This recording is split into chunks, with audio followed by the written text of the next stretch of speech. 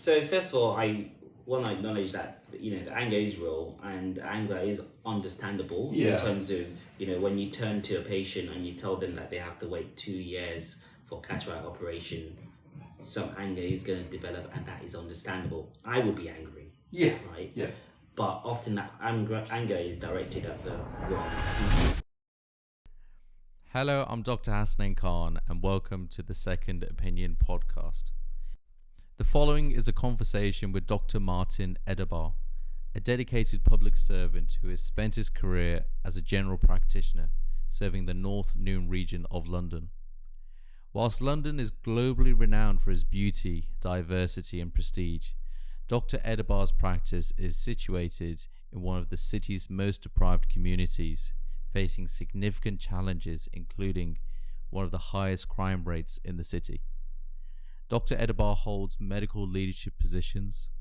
Also, he was the former chair of the Fabian Society, one of Britain's oldest and most influential left-leaning think tanks.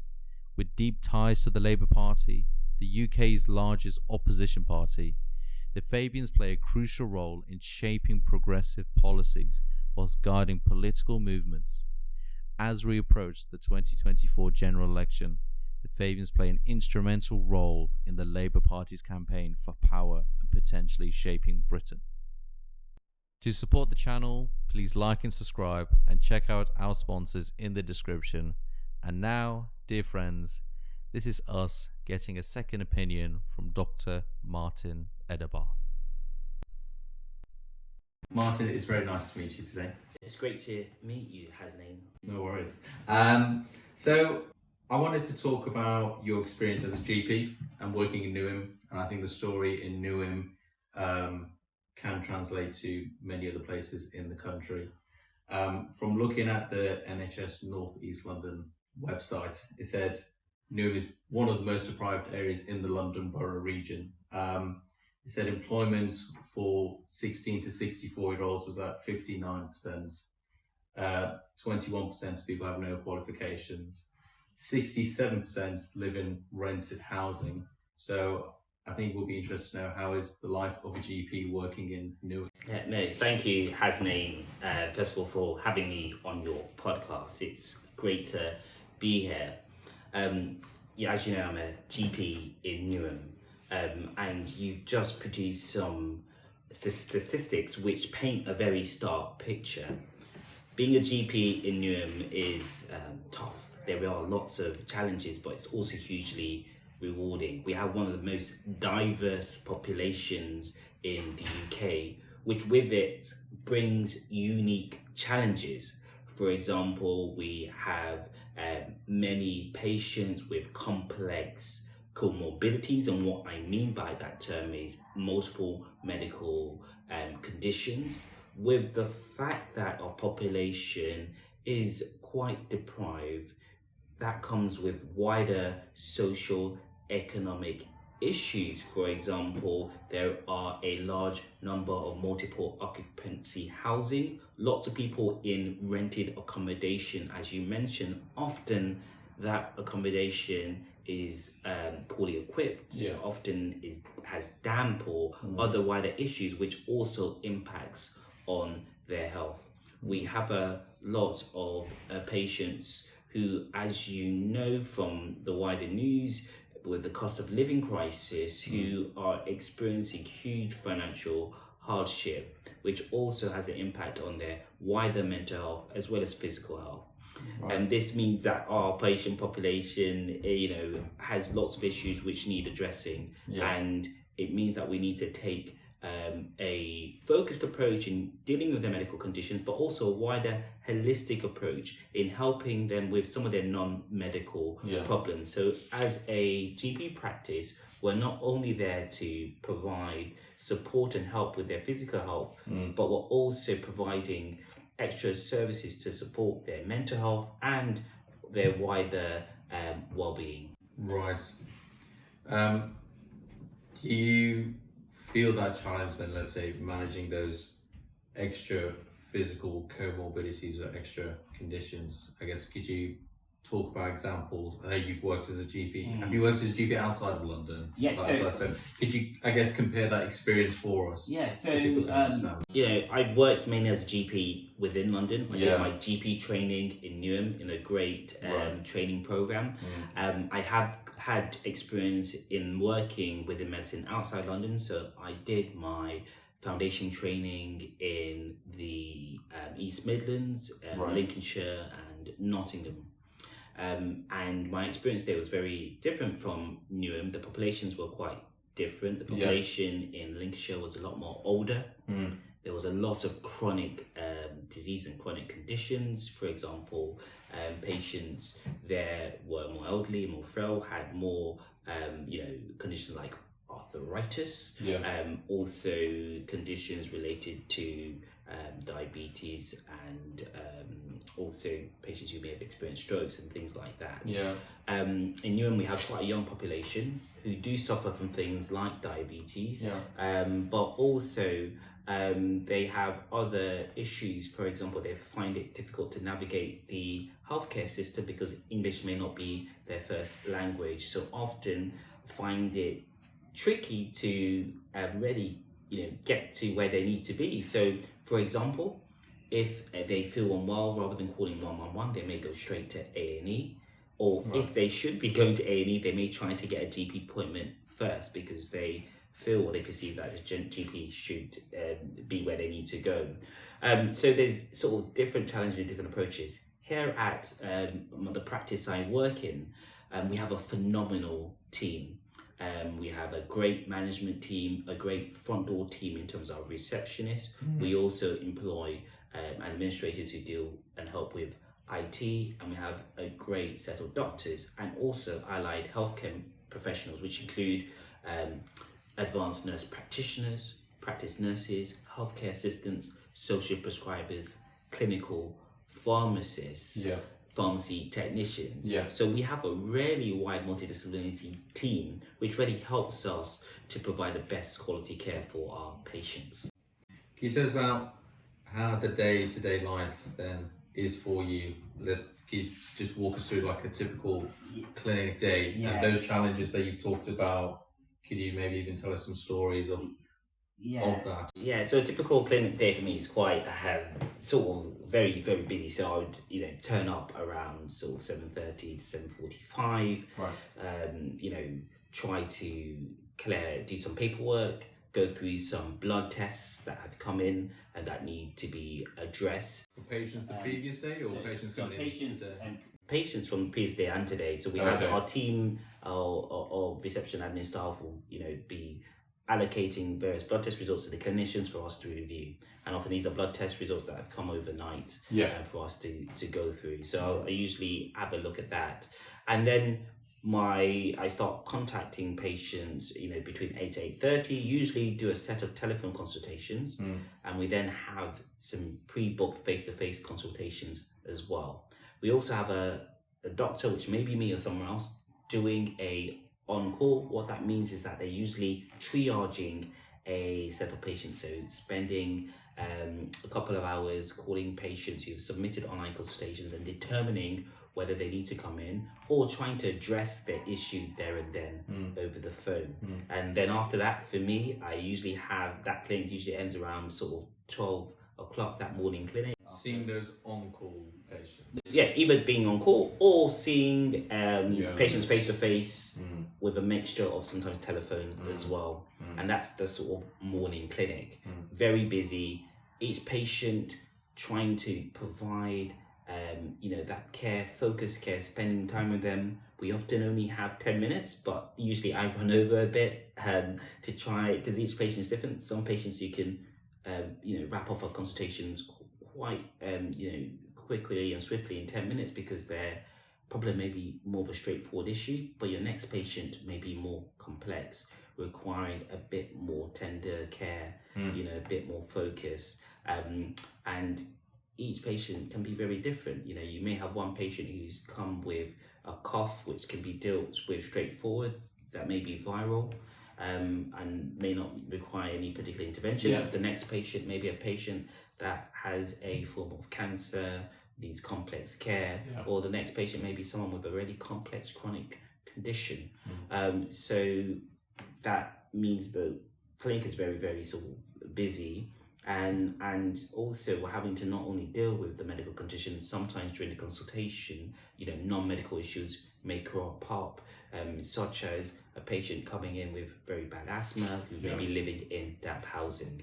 And when that morning clinic finishes, I usually have meetings that would run from around sort of 12:30 to about 2:30, which could be our practice MDT. It could be some of my meetings relating to my role as a clinical lead for digital transformation. It could be just dealing with some of the things and tasks that may have arisen from the morning clinic. Then around sort of 2:33 onto the afternoon clinic, which usually finishes around 6 to 6:30.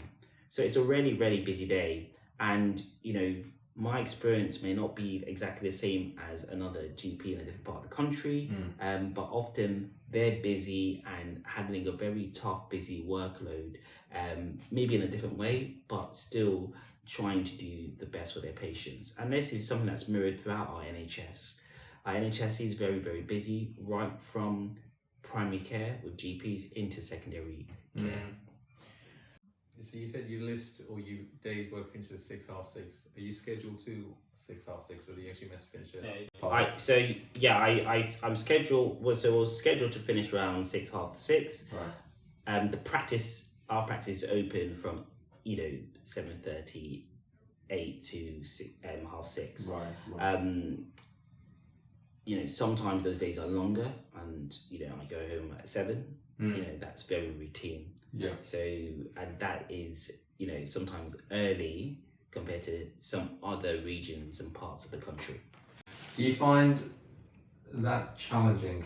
Do you find it quite intense or tough, or are you actually fine with it, or do you think that's just normal? I guess, how do you feel that it is actually an intense day? Yeah, it's very, very challenging. For me, I'm quite lucky that I'm at a stage in my career where I have a portfolio career where I do a mix of roles. Yeah, you do. Yeah. I work sort of part-time as a GP per se, so I see patients for It's quite normal for GPs to do. for half the week, and the other half of the week I'm doing my more administrative roles. Yeah. But on the days where I'm doing clinics, it is very, very intense, and a lot of this is due to a variety of reasons. We have an aging population in the UK, which means the demand for healthcare is a lot higher. In addition to that, patients are becoming more and more complex, living for longer, requiring a more complex amount of treatment. Yeah. And there's more expected from the GP now. Yeah. We're not just dealing with just chronic conditions, we're dealing with a whole plethora of medical conditions and illness, and we are the gatekeeper to the wider NHS. If someone has a issue that would come to the GP, we would sort of see them, treat them if we can, and if possible refer them on. So that role as the gatekeeper does bring considerable amount of challenge and pressure, and that's why it's so important for primary care to be well resourced and well funded, and for us to have a workforce that is supported by the government, and to also ensure that we have a good number of GPs. Yeah. I'm very privileged and lucky that at our practice we've got a good number of GPs, but I know and heard of stories of other GP practices in London and around the country struggling day to day just because they don't have enough GPs, and that is due to the wider workforce difficulties in there just not being enough doctors in the UK per population. Compared to some of our European nations, for example, we have a lot less doctors per population, so we need to train more doctors, and we need more GPs. Can you tell us about any cases that you've had, any common challenges you've faced in your short 10-minute appointment, and just to get us a bit of insight about the challenges of being a GP in Newham. Yeah, so, right now, one of the biggest challenges, especially, around the waiting lists that we're experiencing when trying to help and support patients to getting access to a specialist in hospital. Our hospital colleagues are under huge amount of pressures. Simply, the resource that should be there for secondary care is not quite there in terms of sort of long-term investment, which lots of doctors have been demanding, meaning secondary care is really stressed, and you've got this huge backlog, and the government has really failed to get to grips with that. That means that when I've been seeing patients, patients with a wide range of conditions, for example, patients needing knee replacements with really significant arthritis, a transgendered patient who may be wishing to transition and change gender and wanting to access a gender identity clinic, or simply a young child who is having reoccurrent severe ear infections, needing a grommet or needing to see a pediatric ear, nose and throat specialist.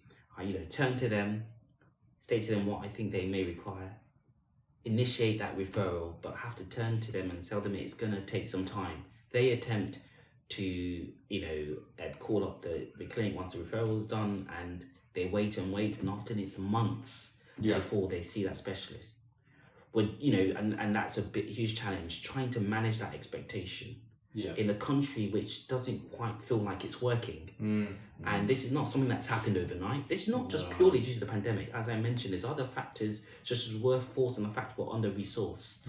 And that's a huge challenge. And for me, it impacts on me day to day, because I feel that we lack the resources to provide the best possible care.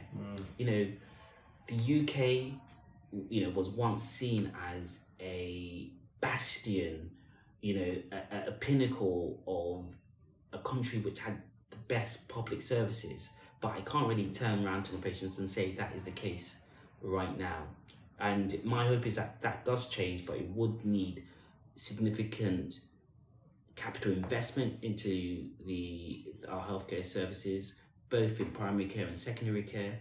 It will need us addressing the workforce challenges. The NHS did produce its first workforce plan a few months ago, which is to be welcomed.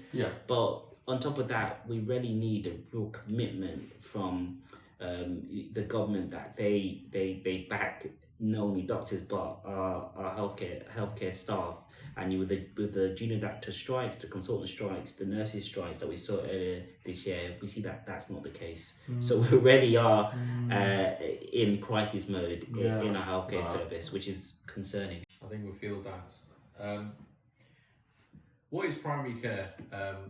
It's a very broad thing, but I guess what is the difference between primary care compared to secondary care? Yeah, so primary care can be considered as what some people would traditionally describe as family medicine or community medicine. It's basically being embedded within a community and treating common medical ailments that can be simply addressed. For example, patients who have coughs or colds, patients who may have ear infections, but also really crucially acting as a gatekeeper to other more specialist doctors. That's one component of it. Another component of primary care is really what we call population health management. So a GP practice that's embedded in the community is not only just providing medical services, they're signposting their patients to other services which may be helpful to them. For example, a patient who may be having low mood may be then referred to the community mental health team, but also they may identify that that individual may be also experiencing financial distress that's contributing to the low mood. So a social work prescriber embedded in a GP practice who helps and supports with non-medical conditions may help to signpost them to services who can help them with their financial difficulties, for example. So we're there to provide holistic care. In addition to that, primary care also provides what we call out-of-hours services. So lots of people have a misconception that GPs only rarely work,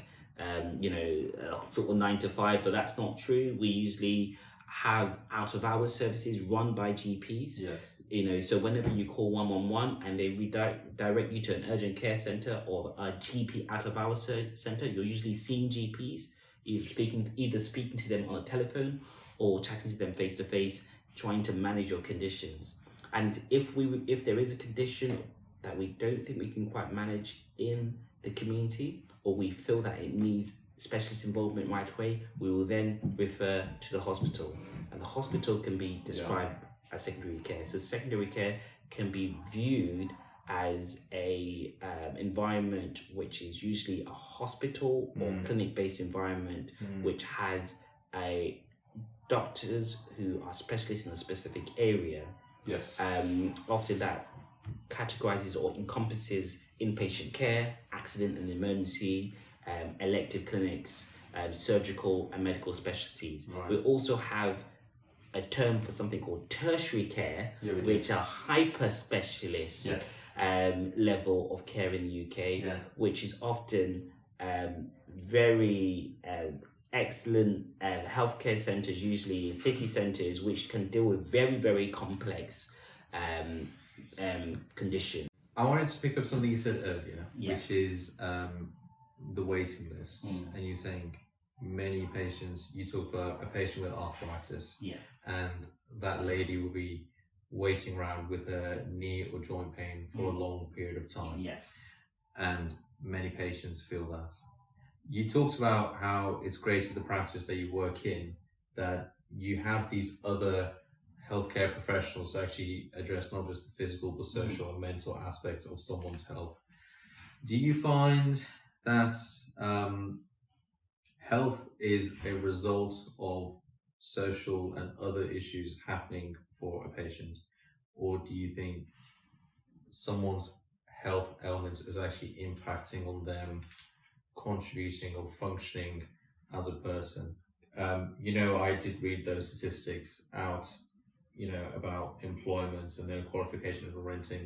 Where does health play its role, in the primary care level, in impacting all of that? What relation do you see all of this? Especially in people at, let's say, Newham. Hasnain, you asked a very interesting and fundamental question. So health is not just physical health. There is a biopsychosocial model. We learned that in med school. Where there are various factors that can contribute to someone's health and well-being. We call that the wider social determinants of health. So how you feel day to day is determined by, your day-to-day physical functioning. For example, what your blood pressure is like today, what your heart rate is like today, specific medical conditions which we can diagnose, pick up with blood tests and examination. But your health is also determined by your mood and your mental well-being, which is also impacted on wider social factors. For example, do you have a nice home that you live in? Do you have a good wider social network of family and friends who can support you? Do you feel that you have financial stability and long-term security? Are you able to get around day to day physically in your environment? Is there good public transport? Is there good air? What's the air quality like? All these things contribute to your health and social well-being. So in a community like Newham, where we have a very large population that's growing, it's predicted by 2030 that there'll be a 90% increase in the population of Newham. We've got a lot of people here. In addition to that, we've got people who are socio-economically struggling. We've got a cost of living crisis, which means people are unable to buy goods that they can, usually a huge amount of inflation, so people can't buy healthy foods and often are just struggling day to day. All these things are going to impact on the patients I see. So I can do all I can in trying to help and support and manage a individual's chronic pain, for example, but I can't stop the fact that their bread has increased in price 2 or 3-fold, and as a result, they're cutting back on essential food purchases which they need, or they're having to use food banks. So your health and well-being is not just determined by your own physical functioning, dependent on the society you're living in. That's a really important point to make, and a wider point to make. It indicates that in the UK, doctors are working extremely hard at all levels following a devastating once-in-a-century pandemic to ensure that Britain stays healthy. Yeah. But what we also need is a government to help to address inflation, the cost of living, help to address some of those things that contribute to the wider social determinants of health. For example, if we look at Rishi Sunak's recent announcement to state that he's going to delay the banning of petrol and sort of diesel cars to 2035. Yeah, he did. Yeah. That signal. What signal does that send? The fact that he's happy for the air quality to be poorer, for example, or some of the rhetoric around the ULEZ expansion, which is aiming to ensure that air quality is better for Londoners. So there's small little things like that. Health. Health is physically how you are day to day, but there is a huge amount of other things that contribute that we need to take into account. That's interesting to hear, how you bring about how public services do end up impacting on someone's health, and then you see that as a GP. I guess, how do you feel then as a GP? I mean, you've already touched on it, but you're there with a patient, you've explained, the different healthcare professionals that actually work at your GP practice, which you have plenty. You said others may not have as many. But even then, how much do you feel you're able to touch or affect the patients? And do you think you could actually be able to do more if you were given the resources that you could have in primary care? So, as a GP, I think you have a huge amount of impact on an individual level. A good GP will be able to diagnose, refer, and treat patients the best they can. Yeah. So on an individual level, day to day, you can make a difference. And if you just speak to anyone on the street, if they have a good GP, they're always singing their GP's praises. Yeah. If they have a bad GP, or they feel that their GP is not performing in the way they want to, they will let you know about it. And I think GPs, we can be hugely impactful.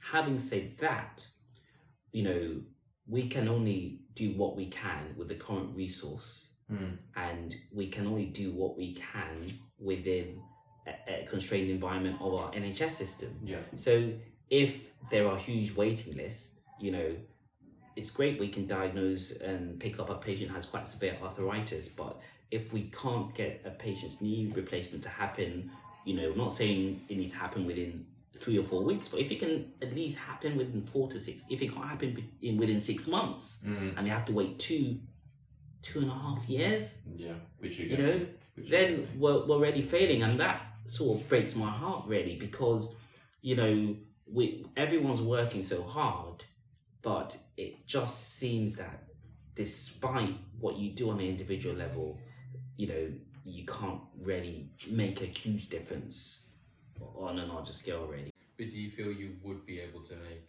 a greater difference if you got the extra measures that you feel you can in primary care? Yeah, so in primary care, I think if we had more resources, we'd be able to do more. That's true, primary care does a huge amount. And having said that, I do want to mention that, in 2019, we had primary care networks introduced. What primary care networks are a collection of GP practices who pool their resources, pool staff, and work together to make a difference at population level. There has been some interventions which have moved us in the right direction. getting GP practices to work in a collaborative manner is very positive. I think that's really helpful. There have been some supportive measures, but more needs to be done. If we want a world-class health and social care system, it needs to be properly funded, well and above the current level. That does involve very tough, complex discussions and debates in public. But if you speak to people day to day, they don't think the NHS is working with waiting lists. People are waiting a long time to see their GPs. People complain. It's quite clear that sometimes they have to wait 2 or 3 weeks. Often that is due to understaffing because there aren't enough GPs being trained and there hasn't been interventions to address it. You can't blame individual GPs for that because that's a wider structural systemic problem within our healthcare system. Right. So if you address some of those issues, yes, we'll make a bigger difference and it'll be more helpful to us GPs day to day. And, I think in this country, we do have, amazing doctors, amazing civil servants, public servants who are working, but in the end, they can work within the space of political decisions that are made. They're constrained by political decisions. And I think a lot of the responsibility should be held by those in government, i.e. government ministers and the government of the day who are making the decisions and determining the priorities. I do want to ask about those managerial structures. I have one more question for you as a GP, which is, I guess, why do you still decide to stay in North Newham? As I'm aware, so you're a salaried GP, and please let me know if I'm explaining it incorrectly. You've got partners, you've got salaried GPs, you've got locum GPs. The locums work for a short contract for a period of time and then they move. Salaried GPs is you more consistently stay here. And then partners, actually, they part of the practice. So you're a salaried GP. Do you have, the opportunity or chance to go to maybe a more affluent area where patients have less comorbidities, but then you may get still paid at a similar rate? How long have you been at this practice? And then I guess, why do you decide to stay here? Why not move on? So it's quite, you make a very interesting point. So I've been working at this practice since 2018. I did my GP training here. The reason why I stay is because I have a deeper connection to Newham. I was brought up in Newham, went to school locally here in Newham. And in addition to that, it's where my family currently live. My brothers live in Newham. I live around the corner in Leytonstone. My mother, who sadly passed away recently, lived around the corner in Newham, and she loved this borough, and I have a deep affinity to it. It is a difficult job. It is a challenging job, but a lot of the reasons why GPs like me and other GPs stay is because we care deeply about the communities we serve. And we see being a general practitioner not just as a job, but something where we are making a difference day to day. And for me, I get a huge amount of reward when I look, my patient in the eye and I'm able to say to them, this has been treated, or I'm able to, go away with the feeling that I've provided good, decent care. And it's a population which, needs more because they have less. And if I can just give back and support my patients to get access to the right specialists, provide them with the right level of intervention, and ensure that I can contribute in a small way to them living a more healthy and productive life. For me, that brings me a huge amount of joy. So that's why I stay.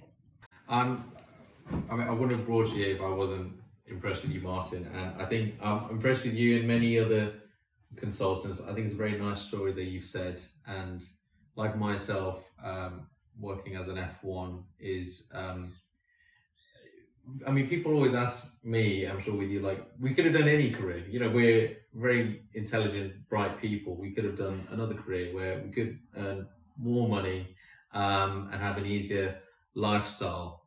But it's those values, I guess, that you've talked about, that your mother and your family and maybe the new area that brought you, and that you may have taken some years out to go to medical school, to do training, and then you've now developed the skill set, albeit it's your own skill set, but then you've wanted to give it out to people. And I guess that's what I see myself. I may have been, at times I may think it is selfish that I've spent extra years at university and, maybe did a master's as well. But I have tried to always think, how can I bring it back? Obviously, me as an F1, you're doing it as a GP in the area that you lived in. I'm also always impressed with consultants. I know you're a GP consultant because when I'm on the wards and I'm fresh out of medical school after a few months, and I've seen this patient and I've got lots of questions, I'm not quite sure what to do, and then the consultant or the senior registrar comes in, and then you just have a bit of sigh of relief because the senior person's here and they do stuff in a cool, calm, complete manner. And it's very nice to hear you talk about your experience as a GP and in Newham and how that all comes together, and that maybe you could do something else to earn a little bit more money, but it sounds like you have a more satisfied life or happy life even when you retire and settle down. So that's nice to hear. You have been talking about the managerial structures. I know you hold some managerial roles here in Newham, or as part of NHS North East London. So I guess, could you explain those structures? Because I think when people hear managers, it may get a slightly bad term because it just seems like people separate to medicine, separate to what's going on. Could you explain what those structures are? You maybe explain it in the NHS North East London. What roles are you doing? How does that all work? Thanks, Hasni. I think it's really important for us to sort of clarify this point because, in the media and the wider public we have the time discourse, to talk about it. the wider public discourse, NHS managers are this amorphous term that people often throw negative views at.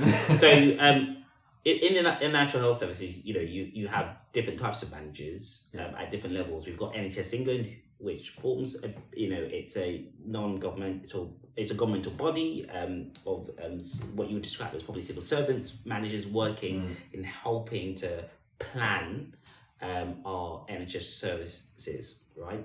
Then you've got hospitals, and specialist centres which have managers day to day that help to run those hospitals and deliver those services, right from the CEO to the directors to the ward clerks. They're all sort of working within that level.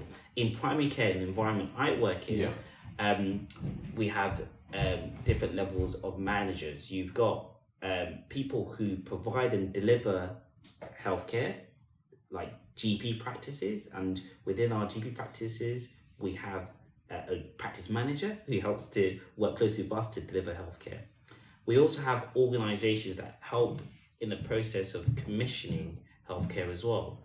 So, you've got NHS North East London, which is an integrated care board or system that encompasses both aspects of secondary care and primary care. And you've got people who work within the ICB to help to commission and organise primary care services. So wholesale managers. But within them, those managers, you've got managers who also are clinicians like me. So, I was a former clinical director for Primary Care Network. A Primary Care Network is a collection of GP practices, and it's involved in the delivery of healthcare. The Primary Care Networks were introduced in 2019 and had to have a clinical director appointed who had to be a clinician, a GP. Oh, really? And I was appointed that role, and For Newham? for North Newham. So North a Newham. collection of GP practices. We had about 35,000 patients that we were looking after. And I had to lead a very large multidisciplinary team. We also had to manage budgets. We also had to hire staff. I had to oversee a HR policy and oversee delivery of healthcare within a primary care network. And we were tested in terms of results based on key targets on our delivery. So, and that was a delivery role, which I did for 2.5 years, really enjoyed it. And I had to do it at the height of the pandemic. And primary care networks and GP practices during the pandemic were charged with having to deliver the vaccination program. So I had to do some, do things that I never did before. 2024. What year were you So clinical director? yeah, so I was appointed in July 2020, and I stepped down in January 2023. Yeah. And you know, the pandemic has started in 2019. I think it was May 2019. Is that right? the pandemic started around sort of March 2020, Yeah. and then I sort of started the role. I was appointed in sort of July. 2020 was it was an interesting sort of experience, but we had to deliver a vaccination program, which I didn't have experience to do, but I had some great amazing colleagues, for example Dr. Mohammed Nakfi, who did amazing work in helping to get our vaccine program up and going. And so as a clinician manager, my clinical experience helped me in that role, helped me when it came to recruiting staff, supporting staff, and also delivering on our key priorities. I also hold another role. I'm the clinical lead for digital transformation, covering Newham in North East London Integrated Care Port. And in that role, my work involves improving the digital capabilities of primary care, helping and supporting GP practices to adopt and use the best possible bits of technology in order to deliver for the patients, but also helping with general IT issues as well. A lot of the delivery of healthcare, the successful delivery of healthcare, is based on good IT systems. And it's really important that we in primary care are using the best IT system and the best software so that our patients are able to, for example, interact with healthcare in the best way. And we have specific clinical leads appointed to support that. And that is both sort of a commissioning / delivering sort of role, and I hugely enjoy that. So when we talk about managers and people think about NHS managers, we need to approach it in a more nuanced way. For the NHS to function, you need good management. If the NHS is mismanaged and it doesn't have good management, it will lead to healthcare services not running or functioning properly. So when you hear in the media and medical managers are getting a bad name, is that right or wrong? Where do you think this anger is actually pointed towards? Maybe this is just my understanding that people may complain that medical managers are not doing a lot and they're getting high pays or high salaries. How much of that is true? How much that's correct? Or are people pointing their fingers in the right direction, or is that the wrong thing?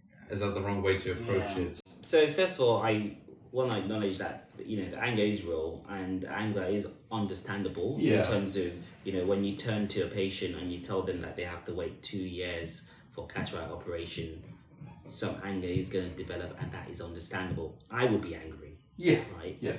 But often that anger is directed at the wrong people, because managers, a vast majority of managers in NHS are working very hard to help to deliver services. A lot of the managers are hugely very high pay. Often when you hear or see those headlines about high pay, it refers to a very small subset of very highly paid managers. For example, those who are leading huge healthcare systems and organizations at the top level. And often, the managers, what they are trying to do is they're trying to support to ensure that day to day that your hospital is running okay, or your GP practice is providing essential services. The reason why our NHS is not working at the moment is due to the fact that the level of investment that has been coming in has not kept at pace with the demand. So you had a coalition government that came in 2010. We had what was a policy of austerity which shrunk the state significantly.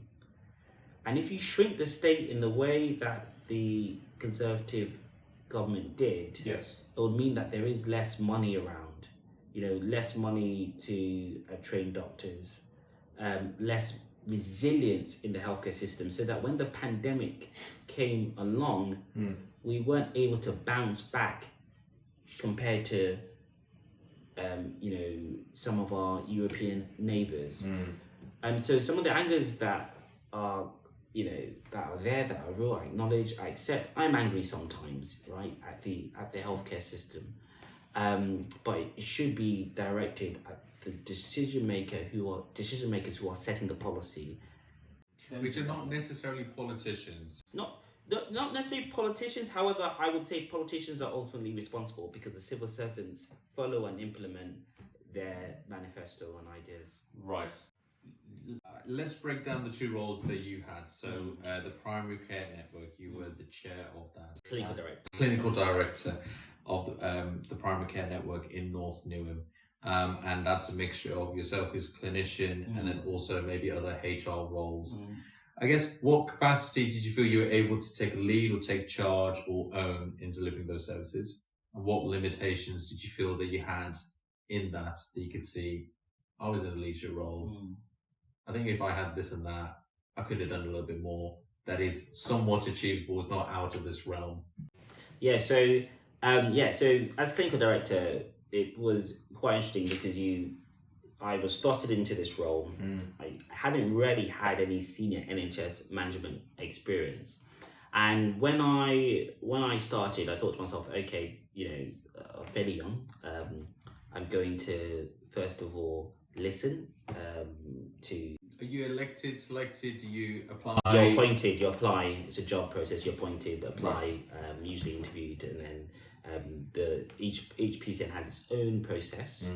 To be fair, some will have a board which then appoint, but for me it was more an application. And once I got into the role, I first of all chatted to a lot of people in the system to learn from the chair of the CCG, who was also a colleague of mine, to learn from people who were clinical leaders in primary care, to get a sense of what should be the key priorities for Newham. Then I also listened to our patients as well. And at that time when I started, we had not many additional clinical staff. So what I mean by that is sort of non-clinicians, non-medical staff like social prescribers or pharmaceutical technicians or clinical pharmacists. At the time we had a clinical pharmacist and one social prescriber. And so my main aim was to expand the multidisciplinary team because we had increased pot of money from sort of NHS England to do so. So I built our team from two our PCN staff to 11 in the end. So started the process of employing more clinical pharmacists, employing pharmacy technicians to support them, expanding the social prescribing team from 1 to 2. And then we had 3 at one moment, just ensuring that our GP practices had enough additional staff to help them with addressing non-medical problems, which is a huge issue in Newham, supporting them with the delivery of medicine optimization, supporting their patients with reminding them to get blood tests, monitoring their blood test results, in addition to employing staff like physician associates to provide that additional clinical support. And that was hugely rewarding, as well as putting together a population health strategy, trying to address some of the health inequality, and also looking at supporting the individual practices within the PCN in terms of ensuring that they had the resources, the technology that they needed. So it was hugely fun. When I started, I thought to myself, actually, it would be good for me to, get some additional management experience, and I had the opportunity to get a scholarship and study at the Cambridge Judge Business School, where I studied social innovation while being a clinical director, which was hugely helpful because I learned about, working with the public sector, private sector, and voluntary sector to help to tackle Which is different to our medical training. We Yeah. don't quite get that. Exactly, and that was a great, huge opportunity which I really value. Partly funded from by the business school through the scholarship, and it was hugely rewarding. And so it gave me a set of skills which I don't think I would have gained if I hadn't done a management position, and it's helped me in the roles that I hold at the moment. In your role is a digital lead for NHS North East London. Yeah, so it's clinical lead for IT and digital transformation. And I cover Newham. Could you explain how digital medicine, the journey of digital medicine, how has it changed? Maybe how the pandemic has affected digital medicine. Is it effective at actually meeting the needs of the increased demand that the NHS have? Maybe some things that you're working on here in North East London to address that. So the health technology landscape has hugely changed since the pandemic. So traditionally, pre-pandemic, the healthcare system was always slow to adopt technological change for a variety of reasons. One, due to entrenched biases because people just didn't like change. Two, due to a hesitancy around things like patient data. And thirdly, often it was just cumbersome to to train clinicians on a large scale to use a particular service. Then the pandemic happened, and we had to move from seeing patients face to face to doing telephone consultations.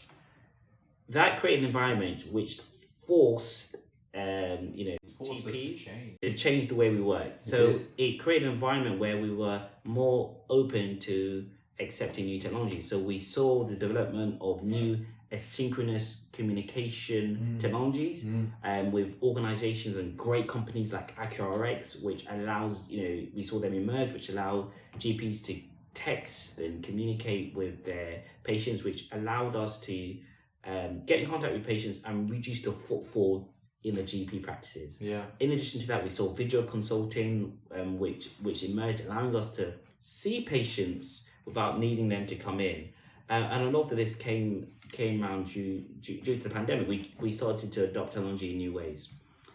And with that came a new sort of desire to adopt technology. And we've seen new pieces of technology help secondary care as well. When it comes to, for example, triaging, we're seeing new technologies emerge, as well as the virtual beds, which is the whole idea of virtually managing patients at home who may have been traditionally managed in hospital but didn't technically ultimately require hospital. The virtual beds where you get a phone call from a specialist in secondary. And they sort of monitor you at home. Someone may come around, do your observations, and there'll be a digital dashboard. That's something that's taking place. With that, we've also seen now the emergence of transformative new technologies. For example, large language model like things like ChatGPT, which a lot of your listeners would have heard of or been using. And some of those pieces of technology could transform the way in which we manage our administrative burden. So composing referral letters and things like that, those technologies could potentially be transformative. I've not seen major technological solutions just yet, commercial products come up. I know of startups working on it. In terms of Newham, we've been working in many ways to use technology to support our patients. We've adopted, workforce management, population management tools. Like there's a tool called Edobor Apex, which pulls lots of publicly available healthcare data into a really easily accessible dashboard that allows us GPs to plan our services better. For example, we can look at the dashboard and see that this time last year, we were doing a flu vaccination. We had a huge amount of footfall into the practice.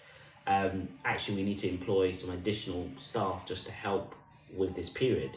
So it allows us really to manage that demand and ensure that the patient has more of a seamless experience when using our service. And another piece of technology that we've seen the rise of when it comes to automated registrations. There's a company called Health Tech One which is doing some great work on that, where it's helping GP practice to save time by reducing the amount of time staff have to focus on doing some of these administrative things. So the NHS is changing rapidly, but one of the things I always am acutely aware of is that with digital transformation in this way, some people can be left behind.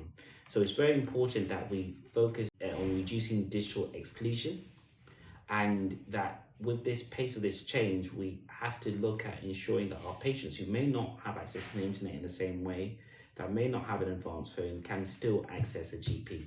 And you may have heard of certain cases where some practices may have gone completely to what we call a digital triage model, where patients have to purely do online consultations and they say they can't access their GP, or there's language barriers. So it's really important when we're adopting these new ways of working, we still think about ways accessibility. I think that's fascinating to hear, and that's a question I'm going to ask at all my podcasts for probably the next 5 years, which is, what's the impact of the pandemic on your work? And it's really interesting to hear. I mean, one of my questions I was going to ask, but you've kind of answered it, is why is the NHS slow in making changes? And you say it's partly cultural, but the pandemic in the digital world, let's say, has actually highlighted that it forced people to change. And then when people went through the change, like, okay, can we still kind of consistently go through that change? And you said it is still happening. And just to quickly just come back on your point on why is the NHS sometimes I think that's a complaint that maybe people have, that it's just slow to adopt technological change. Or maybe if there's a leadership decision, it doesn't actually change the impact on how well you work or helping a patient. I'll just be really brief on this point. Some people view the NHS as a monolithic organisation, but it's actually very heterogeneous. And for example, the primary care system in North East London in Newham looks very different to Doncaster, and there's different commissioning structures. Commissioning is there, but different structures. So say, for example, you're an entrepreneur who has built a really nice advanced technological product. Say, for example, it's a product which helps to transcribe consultations, for example. You look at the NHS market, and then you're thinking, okay, how do I get this product to GPs so it can help them save time? You look to North London, you're like, okay, they've got a different procurement process there. You look to Cumbria, you're like, oh, I can't really contact anyone there. Then you sit back and you think, actually, I'm not going to invest all this time and money into trying to get this piece of technology because it's a bit complex. I'm going to go to a different market.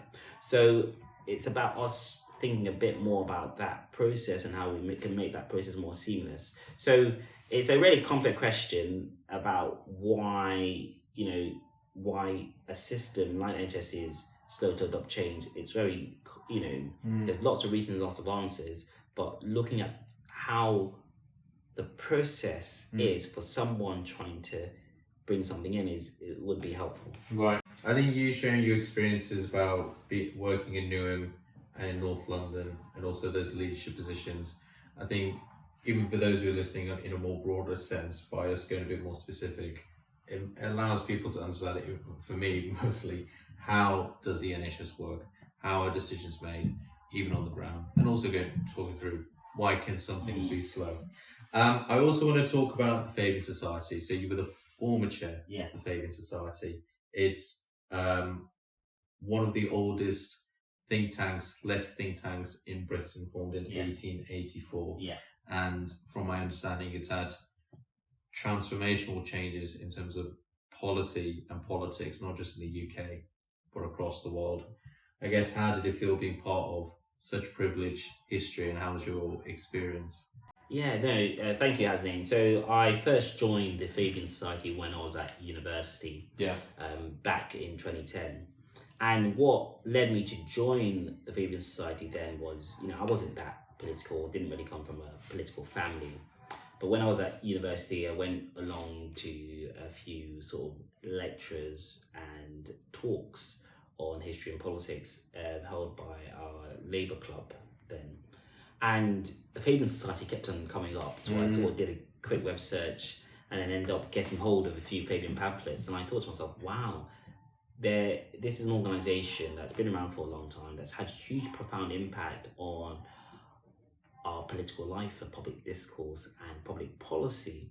And I was like, why have I only discovered it now? And I thought, I'm going to join, give them my hard-earned money, because I thought they were doing great work. And then slowly got involved. I was involved initially in the Young Fabians, which I eventually chaired, and just got more active in the organization, helped contribute to pamphlets and organize events, and eventually got elected onto the executive committee and eventually became chair. The Fabian Society is a rather unique organization in that it's not only a political think tank. So what a political think tank does is that it has some very bright people within it. They perform research on various areas of public policy, whether that's health, defense, foreign policy, looking at immigration system. They usually commission subject experts to produce policy recommendations or outline a legislative agenda on a particular policy area, or just generally try to influence the political discourse. The Fabian Society is rooted in a strand of political philosophy called Fabianism, which sits on the left of politics within the tradition of social democracy. Yeah. And what Fabianism believes is really we should try to build a fair, equal, egalitarian society in which everyone can live their best life, live in a society that is healthy and happy. And we can bring this about through incremental change and by introducing legislation and working within parliamentary democracy. So when the Fabian Society was founded in 1884, Britain was going through a profound change, both socially. We saw the rise of the working class, and also huge amounts of inequality with, a creation of an oligarchic class in the pioneering, industrialists, and also a huge move to universal suffrage.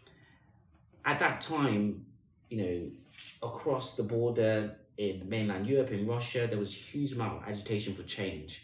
And there was a deep discussion within the British left about how to implement change and influence change to change society, to make it work better for the ordinary person. Okay. And the Fabians believed that we should use parliamentary democracy. They rejected any notion of revolution, any notion of traditional Marxism to state that different classes are in conflict. They rejected that and stated, actually, we can win the argument and work within current structures, that is the UK Parliament, to win elections and implement a legislative agenda to bring about social democracy and a more fair and equal society.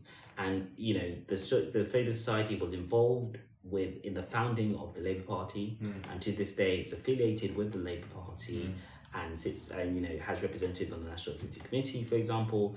And we work closely with the Labour Party, although we are independent.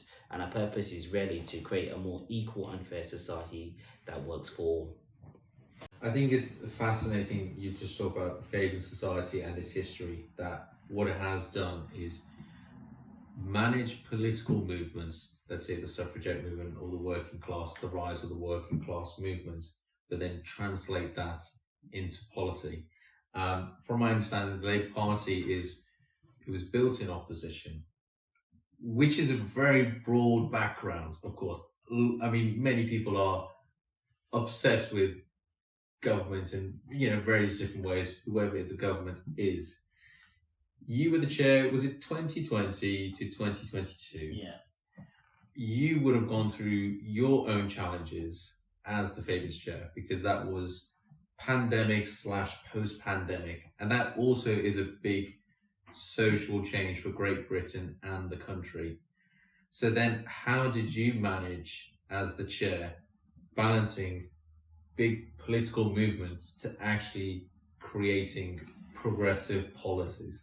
Yeah, so first of all, I just have to mention, outright that the Fabian Society has a phenomenal staff team.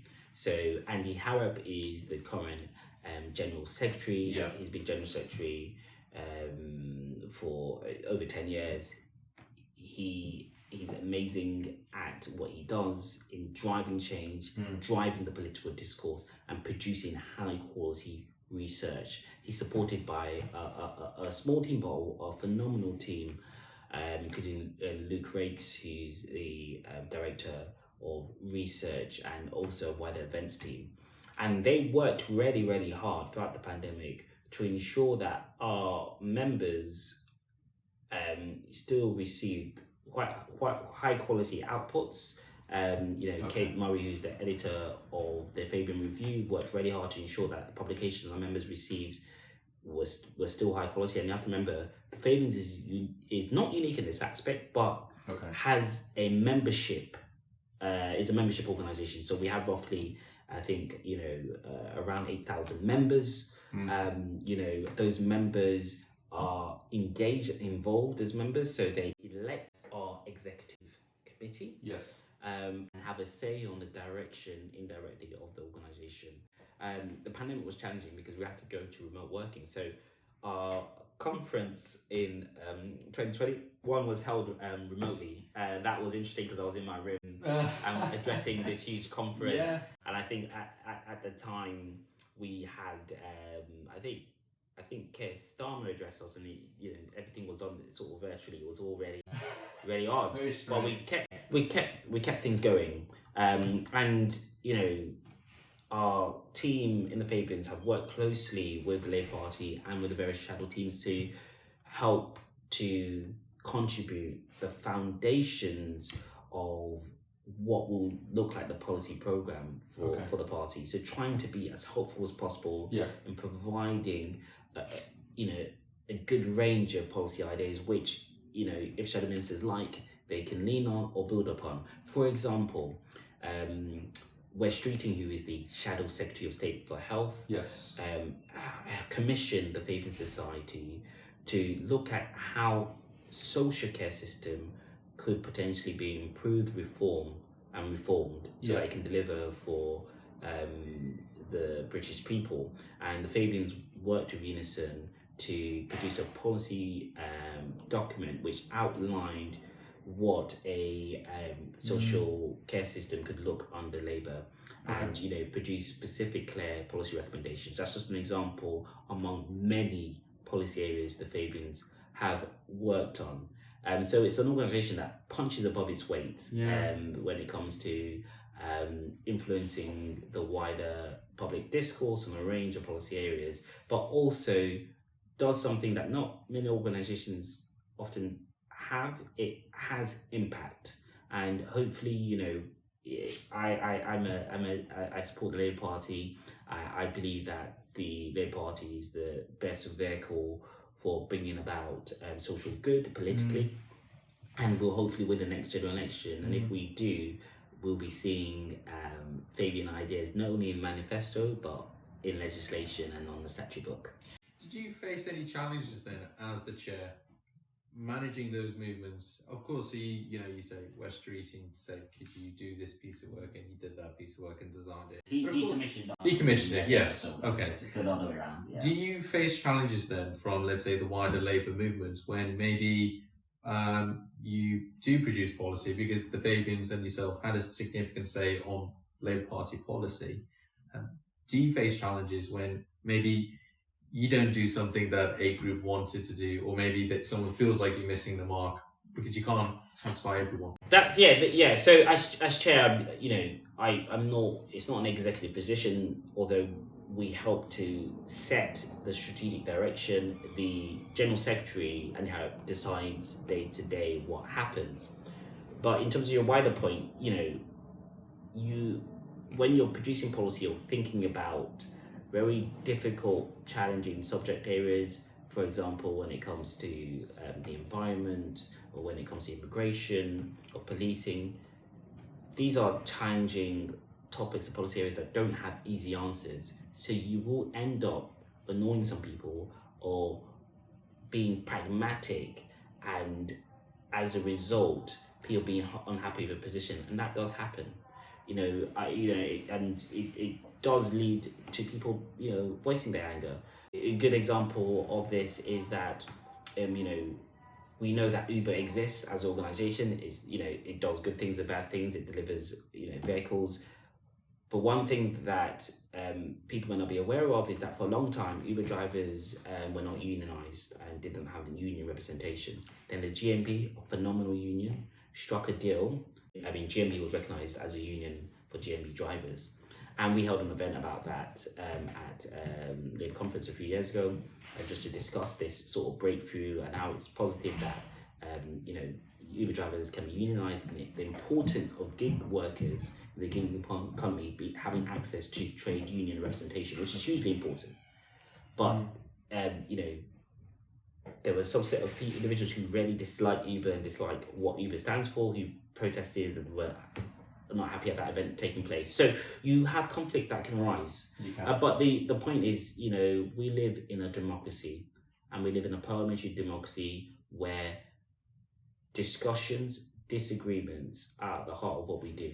And as long as we settle them amicably, that's completely fine. So I'm always open to a debate and discussion, and as long as everyone's cordial, that's good. Then that's fine, even if someone may think you missed the point, but you're there to, in your eyes, achieve the progressive Fabianist agenda. Okay. No, that's very interesting to hear. And dealing with those challenges and social changes that people expectations post-pandemic, because people saw that as an opportunity for new policy changes. A few months ago, I listened to your debate or discussion at University of Cambridge Debating Society, and you were debating the motion, can the NHS meet the needs of people? You said a very interesting phrase at the beginning, because I think you spoke second to your opponent or debater, and you said, I may say wrong, not only his prescription is wrong about the NHS, but actually I'll sue him for contempt or something. You said something along those lines. I thought it was a very funny quote. Could you just explain, I guess, where did that come from? So it was an interesting debate. Just to clarify for some of my listeners. So I had the privilege of being invited to the University of Cambridge Debating Society, which is a really prestigious organisation. As a former student, I was pretty honoured, and in the debate I was up against I won't name him, but a spectator journalist.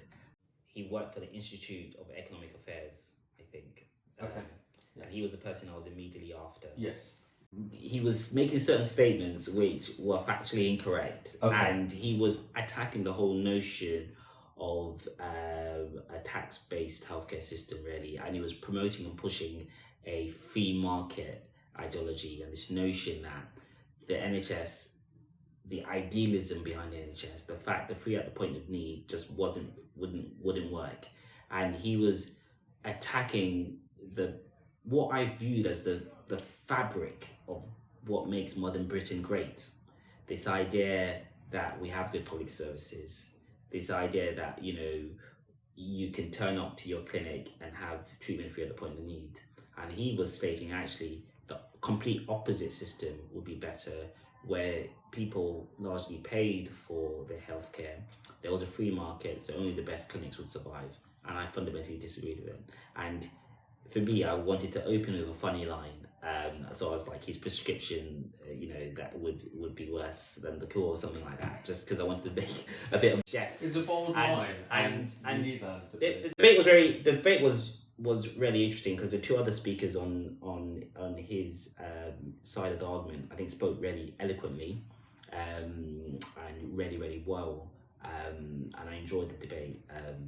So for me, he touched the nerve a bit and got me a bit riled up. So I had to sort of come back with. No, I thought it was a very good and entertaining line, and that's kind of what you want to hear in debate. Good, genuine discussion, and it left me thinking a lot about the things you said about the NHS. I want to ask, we are 1 year from a general election, and the 3 or 4 years before general election, let's say, parties are preparing themselves to get ready for government. But then in the last year, that's when you start hearing policies. We've heard some policies from both of the large parties in the United Kingdom, the Conservative Party and the Labour Party. You debated the NHS can meet the needs of people. Do you think the Labour Party can meet the needs of people? I ask because the Labour Party does have a great history of representing working people. But of course, it is not the most successful left-leaning party compared to maybe sister parties in Europe and other countries. I'll be interested just to hear your insights on that, maybe even on a policy perspective. And do you think the Labour Party can manage that relationship between having good public services but still supporting a broadness in background? I'm interested to hear your insights. The UK at the moment is simply not functioning. We've had 13 years of a Tory government. During the discussion, we've outlined how our healthcare system is falling apart and is at breaking point. In addition to that, we have schools which are literally falling apart with the RAC crisis. We have a government which has not managed to get to grips with the economic calamity that they caused themselves. We can't forget that, with Liz Truss budget and Kwame Kwazi's approach to the economy. We've got huge interest rates. People are struggling to keep hold of their houses. We've got cost of living crisis. Inflation still around I think 5.75% at the moment, and inflation is still really high. And living in the United Kingdom at the moment, in particular in England, is very tough. Not only if you're someone on lower income, even if you're on a middle income and you're doing a professional job, you're still struggling. And we can say for a fact, Britain isn't working. So the first answer to your question is that we need a change in direction. That is without a doubt. Now, the second component and second answer is, does Labour have the right prescription to treat the ailing nation? No pun intended. Yeah, no pun intended. To treat an ailing nation. And if we look objectively at the moment at Keir Starmer, who, I campaigned for him to be elected leader of the Labour Party. I remember when he announced his intention to stand, I was happy and over the moon, because this is someone who is a former director of public prosecutions, has experience leading and reforming a large public sector body. He's hugely principled. If you look at his history as a human rights lawyer, standing up often for those who are powerless. And, he was someone who I knew would come in and not only transform the Labour Party itself, which he's done, ridding it of the scourge of anti-Semitism and, reshaping it so that it can appeal to the broad public again. He has approached scrutinizing the Tories. His methodology and approach has been methodical and clinical in tearing apart the argument, but he's also starting to set an agenda that is clear with his 5 key priorities, focusing clearly and most importantly on growing the economy to create jobs, to tackle inflation, and to address some of the issues that you've mentioned, including addressing some of the problems we're experiencing in NHS. Yeah. I think the Labour Party, you're right that we've not had the best record recently. We've lost 4 general elections in a row. That is something that pains me as a Labour Party member, activist, former candidate in a previous general election. It's something that pains me, but I know that at this moment in time, a Labour Party led by Keir Starmer is what the UK needs to get back on track. With someone like Rachel Reeves as Chancellor of the Exchequer, former Bank of England staff, she understands the way the economy works. She's clear on the need to grow the economy, not making huge spending commitments that will be overblown. Being very clear on her approach to the economy. I think with Labour in government, we'll be taking the first few steps towards making our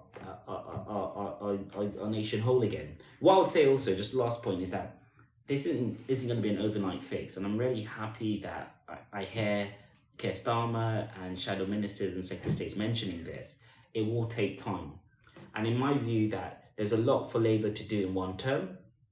We may require 2 terms, but we need Labour to get the process going again. I'm pretty sure and confident, and I'm hopeful that Labour will win the next general election. I think it's an interesting space to see what happens over the next year, and it's interesting to hear your insights on that. Final question is, you've dedicated your life to public service, working as a GP, working for the Fabian Society, creating policy on a big national scale to impact and change people. Fabians, whether they're in government, not in government, they still have an impact on politics and how we live our lives. We've heard, how does your work impact on people? How's public service changed you as a person? So, first of all, Hasan, that's a really, really good question. For me, what public service has done has really made me to better understand the perspective of others. Whether that's the individual who is struggling day to day to make ends meet, or the single mum who comes to my practice, juggling a whole range of responsibility and has a young child who's got the flu, or whether that's the cab driver who I'm taking a trip in the back of the cab getting from A to B. It's made me gain a better understanding and insight into sort of their day-to-day lives. Yes. And for me, it reveals 3 important things. One is that, we are a great nation that is tolerant, hopeful for the future, with a range of, people with loads of wide experiences, and that's something to celebrate. Second is that despite being a great nation, at this moment in time, we have profound challenges which need to be addressed, and a lot of people are hurting out there day to day. Sometimes we may not hear their stories, but people are in pain significantly, whether they're, it's individuals living in really bad, poor housing, whether it's those who are, have had their benefits cuts in a series, or that individual who's just recently lost their job and they don't know how they're going to get back on their feet. People are hurting out there. And lastly, I think it's made me hopeful for the future, because on my journey so far, I've met some phenomenal people along the way who are also, devoted to making the lives of others better. And it's shown me that the human condition, it's not only about human connections, but we are all aiming for the same thing. Yeah. That's living long, healthy lives in a welcome and open community. And I think that the UK can deliver that. For some people, we don't have that at the moment, but we can get there once again. Thank you for speaking to us today. You're an inspiring person. Your background, your story, where you started in Newham, you've gone on with some incredible experiences working outside of London, in London as a GP, in your leadership positions for the Fabian Society, changing policy, and it all comes down to because you want to help the people that brought you to where you are today. I think it's very inspiring, and I think people can take away a lot from how you shaped your life, and actually how serving others has probably maybe warmed your heart or warmed your soul to who you are. So thank you for your time. I look forward to building our relationship, building more conversations, and also for me to understand more about this world of politics and health and how it shapes us. So thank you, Martin. And thank you, Hasnain, for having me on to your podcast and for setting up this podcast series. And I know as I've seen you go from being a medical student to junior doctor, I'm really looking forward to seeing where you take your own career and take this project. It's been really great and humbling to be here today. Thank you.